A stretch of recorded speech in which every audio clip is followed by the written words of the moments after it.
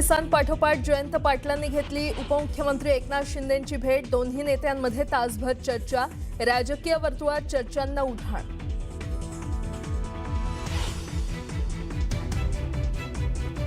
पुण्यात आर्थिक वादातून बांधकाम व्यावसायिक खलील शेख यांची आत्महत्या। शिवसेना नेते रवींद्र धंगेकर आणि त्यांच्या पत्नीविरोधात गुन्हा दाखल।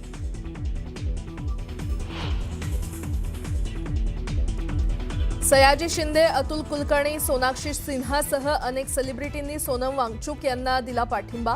माझं उपोषण सोडवण्यापेक्षा 20 जुलै रोजी होणाऱ्या शांततापूर्ण संसद मार्चमध्ये सहभागी व्हा, वांगचुक यांचं आवाहन। संसदेच्या पावसाळी अधिवेशनाच्या पार्श्वभूमीवर एनडीएच्या नेत्यांची बैठक। शिवसेना, उबाठा आणि टीएमसी बंडखोरांमुळे वाढलंय एनडीएचं संख्याबळ।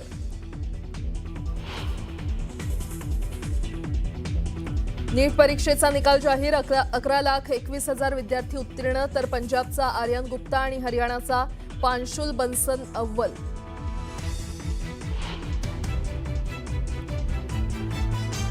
पुढील 7 दिवसही राज्यभर पाऊस नाहीच। मराठवाडा, विदर्भ, उत्तर महाराष्ट्र आणि पश्चिम महाराष्ट्र पुढील आठवड्यातही समाधानकारक पाऊस नाही, पुणे वेधशाळेची माहिती।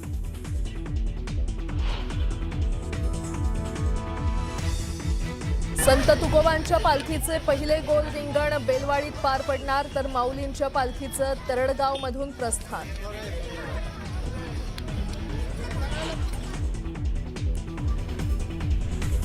आणि इराणच्या अनेक शहरात अमेरिकेचे हल्ले सुरूच, तर इराणकडूनही कुवेत आणि बहरीनमधील अमेरिकन तळ लक्ष्य।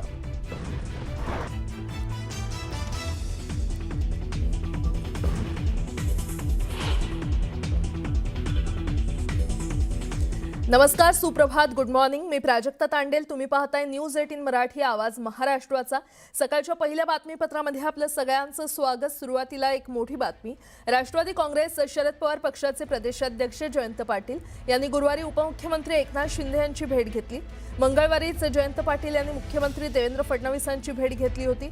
त्यांच्या पाठोपाठ आता जयंत पाटील एकनाथ शिंदेंच्या भेटीला गेल्यानं पुन्हा एकदा राजकीय वर्तुळात घडामोडींना वेग आलेला आहे। जयंत पाटील यांनी शिंदेंच्या नंदनवन निवासस्थानी भेट घेतली। यावेळी आमदार जितेंद्र आव्हाड देखील उपस्थित होते। तर या भेटीमुळे राजकीय वर्तुळात पुन्हा एकदा चर्चांना उधाण आले। जवळपास तासभर दोन्ही नेते नंदनवनवर होते आणि दरम्यान ही नगरविकास खात्यातील आणि काही वैयक्तिक कामासंदर्भात एकनाथ शिंदे यांची भेट घेतल्याची माहिती वरिष्ठ सूत्रांनी दिली आहे। तसंच ईश्वरपूरमधील नगराध्यक्षांच्या अपात्रतेसंदर्भात देखील चर्चा झाल्याची माहिती सूत्रांकडून मिळते। दरम्यान या भेटीत आणखी कोणत्या मुद्द्यांवर चर्चा झाली याची माहिती अद्याप समोर आलेली नाही, त्यामुळे नव्या तर्कवितर्कांना उधाण आले।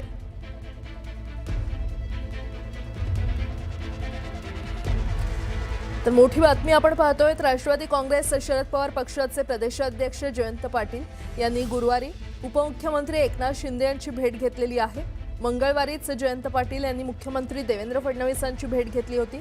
त्यांच्या पाठोपाठ आता जयंत पाटील यांनी एकनाथ शिंदे यांची भेट घेतलेली आहे आणि त्यामुळे राजकीय वर्तुळात चर्चांना उधाण आलेलं आहे।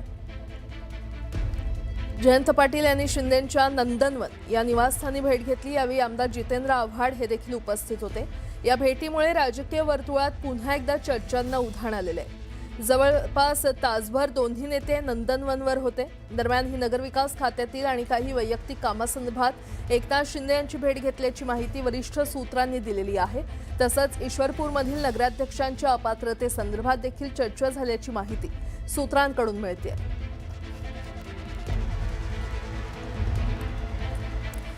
बातमी पुण्यातून। पुण्यातील डायस प्लॉट परिसरात आर्थिक वादातून बांधकाम व्यावसायिक खलील शेख यांनी राहत्या घरी गळफास घेऊन आत्महत्या केली।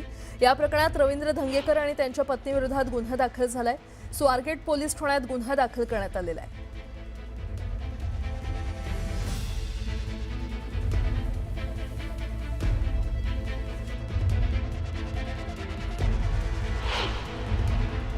उत्कर्षा कंपनी याचे पार्टनर दंगेकरची मिसेस, बाळासाहेब शेडगेची मिसेस, सुनील आहेरचा मुलगा, हमीद शेखचा मुलगा आणि रघु गौडा हे स्वतः पार्टनर आहेत। पर माझं यांचे एक बिल घेतलेलं आहे, त्याचे बिलाचं पेमेंट आहे 20 लाख रुपये, तो दिले नाही आणि 2 बिलं यांनी घेतलेले नाहीत, असे त्या 2 बिलाचं पेमेंट आहे 15-15, 30 लाख रुपये असे यांच्याकडून टोटल येणं आहे 50 लाख रुपये.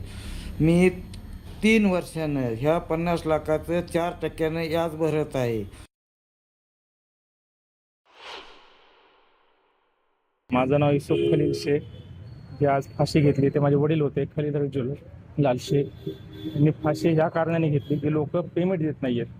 बाळासाहेब शेडगे झालं, अमित भाई झालं, विशाल केतक झालं, त्यांच्यासोबत यांनी काम केलं आहे 2010-11 साली. तर यांना पैसे मागतात तर हे लोक धमकी देत आहेत, पैसे देत नाही, तुला काम करू देणार नाही. बाळासाहेब शेडगे तर एवढं सांगितलं की तुम्हाला मटेरियल उचलू देणार नाही.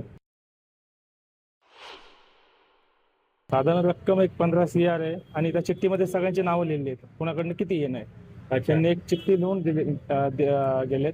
ते चिठ्ठी पोलिसांच्या ताब्यात आहे. तक्रार द्यायसाठी आम्ही हे करतोय पण ते FIR घेत नाहीये.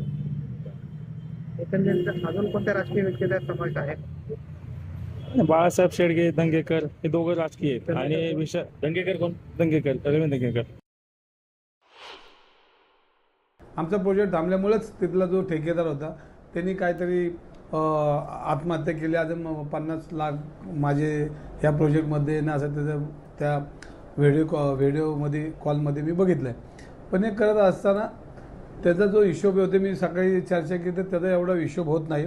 कारण GST जी भरायची ती GST भरून त्यांनी आपल्याला पत्र द्यायचं होतं, ते अजून पत्र पोचलेलं नाही. आणि हा सगळा अभ्यास केल्यानंतर 10-20 लाखासाठी तो आत्महत्या करतोय, ही माझ्या मनाला पटत नाही. जो व्हिडिओ केला, कोणतरी व्हिडिओ करतोय, कोणतरी पत्र लिहून देतोय, कोणतरी चिठ्ठी लिहितंय. म्हणजे ह्याच्यामध्ये कोणाचा तरी राजकीय वास किंवा काहीतरी लोक त्याला मदत करतात हे सगळं करायला. आणि जर व्हिडिओ तो बघितला तर तो व्हिडिओ कोणतरी करतो आणि तो व्हिडिओमध्ये बोलतो की मी आत्महत्या करणार आहे आणि माझ्या मुलाबाळांना नंतर तुम्ही पैसे द्या. आम्ही तर कोणाचे ठेवणारच नाही. मी जरी नसलो त्या प्रोजेक्टमध्ये तरी मी यांना विनंती करेन की कोणा गोरगरिबांचे पैसे आपल्याला ठेवायचे नाही. आपण 10 वर्षांनी काय ना त्यांचे पैसे आपल्याकडे आले तर देऊन टाकू.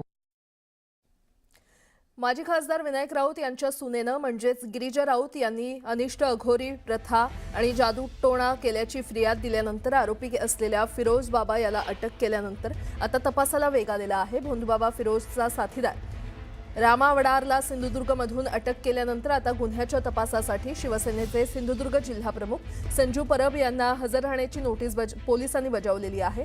18 जुलैला ठाण्यातल्या कापूरबावडी पोलीस ठाण्यात हजर राहण्याची नोटीस बजावण्यात आली आहे. दरम्यान आपल्याला कोणतीही नोटीस मिळाली नसल्याचा दावा संजू परब यांनी केलाय. खरं तर सिंधुदुर्ग जिल्हा हा देवदेवतांचा जिल्हा आहे. यामध्ये अनेक आध्यात्मिक गुरु होऊन गेलेले आहेत. असं असताना या सगळ्या राजकीय लोकांना निवडणुकी जिंकण्यासाठी हे कुठलं तंत्र या बाबांकडनं घेतात हा खरं तर प्रश्न आहे. आणि त्यामुळे संजू बरोबर सुद्धा चौकशी झाली पाहिजे अशी आमची मागणी आहे. मला आत्तापर्यंत तर रात्रीचे 9 वाजले कोणत्याही प्रकारची नोटीस मिळालेली नाही. आता ही नोटीस, माझी नोटीस वैभव नायकाकडे कशी पोचली हा सगळ्यात महत्त्वाचा प्रश्न आहे. का दारू पिऊन बोलतो, का दारू पितो एवढं मला माहिती आहे. तर दारू पिऊन बोलायला लागला हे मला आता कळतं.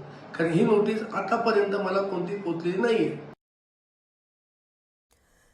राज्यातील नागरिकांना पावसाची आणखी काही प्रतीक्षा करावी लागणार आहे. कारण राज्यभरात पुढील 7 दिवस पाऊस जोर धरणार नाही अशी माहिती पुणे वेधशाळेनं दिली आहे. मराठवाडा, विदर्भ, उत्तर महाराष्ट्र, पश्चिम महाराष्ट्रात पुढील आठवड्यातही समाधानकारक पाऊस पडणार नाही असा अंदाज हवामान खात्यानं वर्तवलाय. राज्यातल्या बहुतांश जिल्ह्यांना येलो अलर्ट देण्यात आलेला आहे. मात्र समाधानकारक पाऊस कुठेच नसणार असून सर्वच जिल्ह्यांमध्ये तुरळक ठिकाणी पाऊस होणार आहे किंवा तुरळक पाऊस होणार आहे.